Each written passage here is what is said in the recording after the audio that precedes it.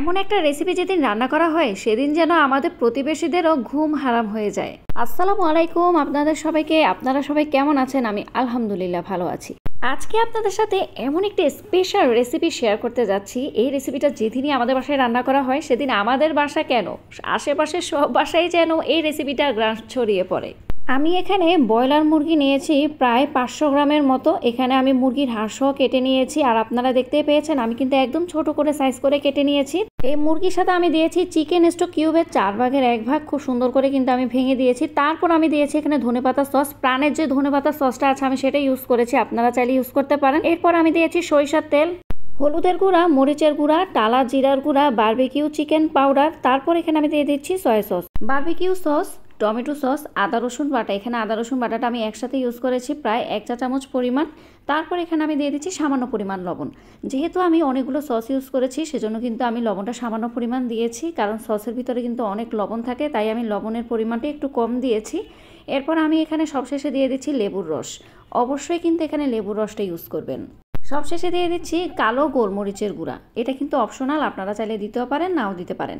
তো সবগুলো মশলা এখন আমি খুব ভালোভাবে মাখিয়ে নিচ্ছি। দেখতেই পাচ্ছেন মশলার কালারটা কতটা সুন্দর এসেছে।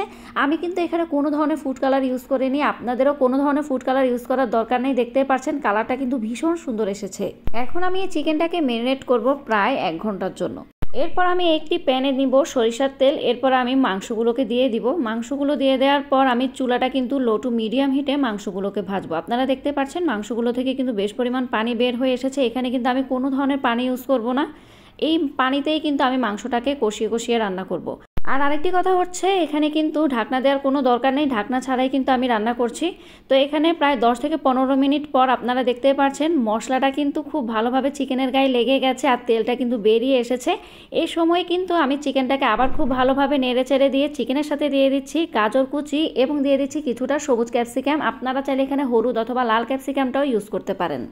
গাজর এবং ক্যাপসিকামটা দেওয়ার পর আমি আবার চিকেনটাকে খুব ভালোভাবে নেড়ে চেড়ে দিচ্ছি। আমি কিন্তু এই সময়ে কোনো ধরনের ঢাকনা দিব না।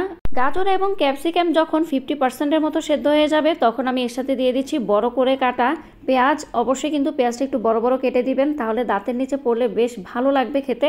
তো এখানে কিন্তু আমি পেঁয়াজটা দেওয়ার পর আবার খুব ভালোভাবে নেড়ে চেড়ে দিচ্ছি। পেঁয়াজ দেওয়ার পর কিন্তু আমি বেশিক্ষণ চুলাতে রাখবো না, তাহলে পেঁয়াজটা বেশি সেদ্ধ হয়ে যাবে, সেজন্য প্রায় 2 থেকে 3 মিনিট পর এই সবগুলো মিশ্রণের সাথে আমি দিয়ে দিচ্ছি বড় করে কাটা কাঁচামরিচ।